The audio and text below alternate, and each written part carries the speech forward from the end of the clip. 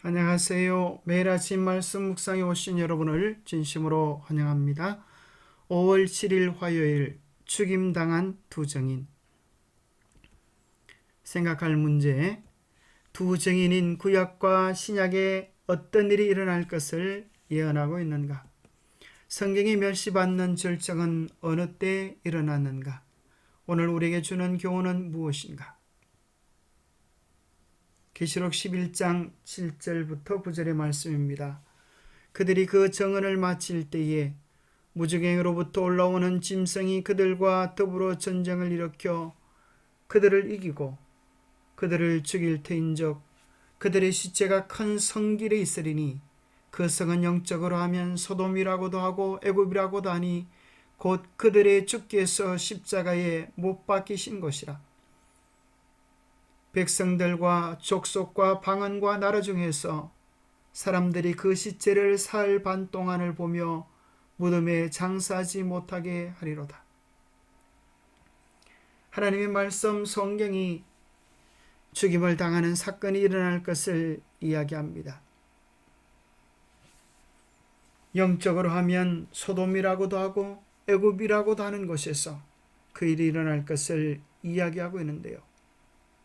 소돔과 애굽은 하나님을 대적하는 무신론 세력의 대표적인 세력입니다. 이교 로마 제국은 서기 538년에 무너졌다. 동로마 황제 유스티니아누스는 통치권과 정치권, 정치적, 종교적 권위를 모두 교황 비질리오에게 넘겨주었다. 이로써 오랜 중세교회의 지배가 시작되었다. 이는 서기 1798년까지 계속되었다. 1798년 2월 10일 프랑스 장군 베르티에가 나폴레옹의 명령을 받고 로마로 진군했다. 교황 비오 6세는 포로로 잡혀 프랑스로 송환되었고 그곳에서 사망했다. 이 시기는 상징적으로 예언된 로마 교회의 세속적 권위의 종말, 즉 다니엘서와 계시록에 묘사된 1260일 또는 3년 반 기간의 종말을 나타낸다. 그 기간 동안에 하나님의 말씀이 멸시를 당했습니다. 그 기간 중에 4세기 초입에 있었던 콘스탄티누스의 개종은 많은 사람들에게 큰 기쁨을 불러일으켰습니다.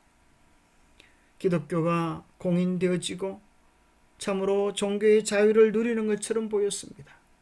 그러나 실상은 세상이 의의 형식에 탈을 쓰고 교회 안으로 들어온 것이었다. 그리하여 타락이 급속도로 진행되었다. 표면적으로는 이교가 정복당한 듯 하였으나 실상은 승리자가 되었다. 이교의 정신이 온 교회를 지배하였다.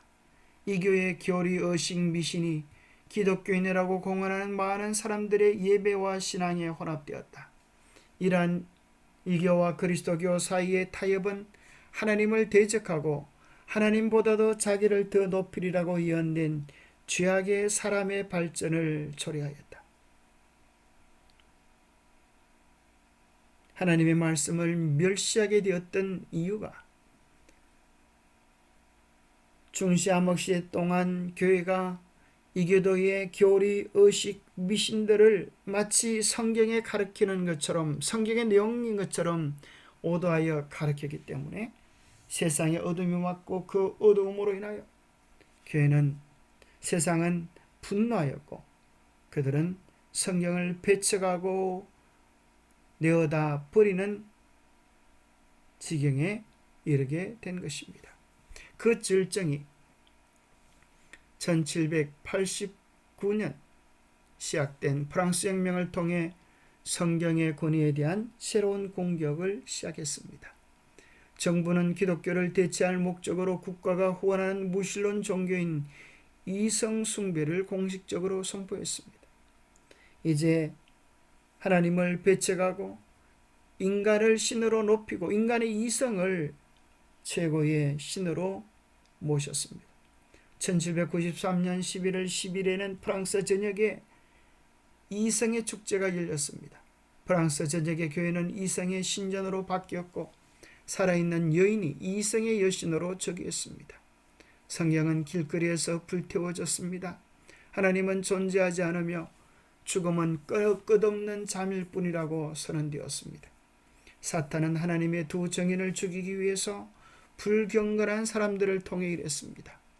그들의 시체가 큰 길에 있으리니 영적으로 하면 소돔이라고도 하고 애굽이라고도 하니 곧 그들의 주께서 십자가에 못 박히신 곳이었습니다. 이집트는 하나님을 부인하는 많은 이방신의 나라였습니다. 소돔은 극심한 부도덕을 상징하는 상징화 되었습니다. 그곳에는 동성연애와 도덕적 타락이 가득 찼습니다. 프랑스 혁명 당시 성경의 원칙은 무너지고 인간의 이성과 욕망들이 부추겨지게 되었습니다. 혁명과 유혈사태로 정상적인 규범이 무너지면서 만연했던 무신론과 부도덕의 결과로 하나님의 두 정인인 성경은 죽게 되었습니다. 계시록 11장 9절은 두 정인의 시신이 사흘 반, 즉 실제 3년 반을 의미하는 예언의 날 동안 묻히지 못하고 누워 있을 것이라고 말했습니다. 프랑스 혁명 당시 무신론은 적어도 3년 반 동안 최고조에 달했습니다. 이 기간은 파리에서 종교를 폐지하는 법령이 공포된 1793년 11월 26일부터 프랑스 정부가 종교 폐지에 관한 법령을 처리한 1793년 6월 17일까지 약 3년 반의 기간에 해당되는 일이 일어났습니다.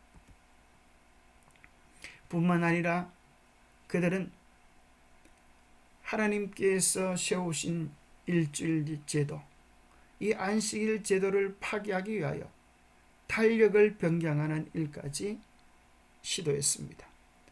무신론자 볼테르는 우리가 기독교의 안식일을 먼저 파기하지 않으면 기독교를 파기할 수 없다고 주장했습니다.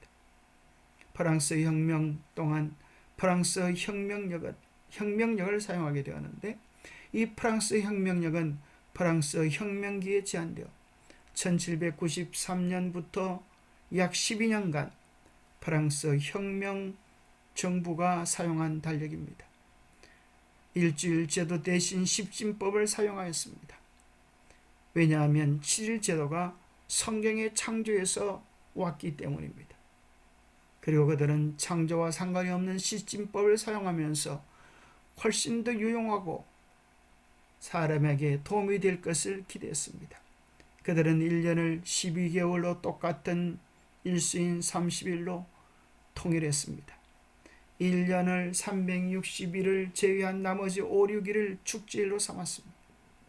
그렇게 하면 정말 기쁘고 좋은 일들이 일어날 것처럼 생각이 되었지만 그것은 여러 많은 부작용들을 일으켜서 12년 뒤에는 폐기하게 되어진 것입니다. 하나님의 말씀을 떠나고 원칙을 떠난 것은 올바르지도 않을 뿐 아니라 유익하지도 못한 것입니다. 프랑스 혁명 당시 성경을 불사로 프랑스 혁명과 공포시대 동안 프랑스를 지배하고 있던 무신론의 세력은 하나님과 그분의 거룩한 말씀에 대하여 싸움을 벌이는데 그것은 세계가 일찍이 목격하지 못하던 일이었다. 국회는 하나님을 예비하지 못하도록 금지시켰다. 그리고 성경을 모아다가 될 수 있는 대로 모멸적인 태도를 보이면서 공중 앞에서 불태워버렸다. 하나님의 율법은 유린당하고 성경에 명시된 제도들은 폐지되었다. 정말 하나님의 말씀을 대적하고 하나님의 말씀이 죽임을 당하는 끔찍한 일이 일어났습니다. 그 결과는 무엇이었을까요? 더 좋은 세상이 왔을까요? 아닙니다. 피와 폭력과 살육이 뒤대이는 무서운 공포시대가 도래할 뿐인 것입니다. 기도하겠습니다. 하나님 아버지, 말씀을 폐기하려는 무신론 세력의 영향력을 성경 말씀이 이기고 승리하신 것을 인하여 감사합니다. 오늘 우리 마음속에 이런 무신론과 같은 사상과 철학들이 여전히 존재하여 하나님 말씀을 대적하는 일들을 보게 됩니다. 그러나 하나님은 결코 그 영광을 이방에게, 우상에게 주지 아니할 것을 인하여 감사합니다. 우리로 하여금 변치 않을 하나님의 말씀, 하나님의 약속을 신뢰하며 이 혼돈의 시대에도 굳건히 설 수 있도록 도와주시옵소서. 말씀을 사모하고 말씀이 우리의 삶이 되고 우리의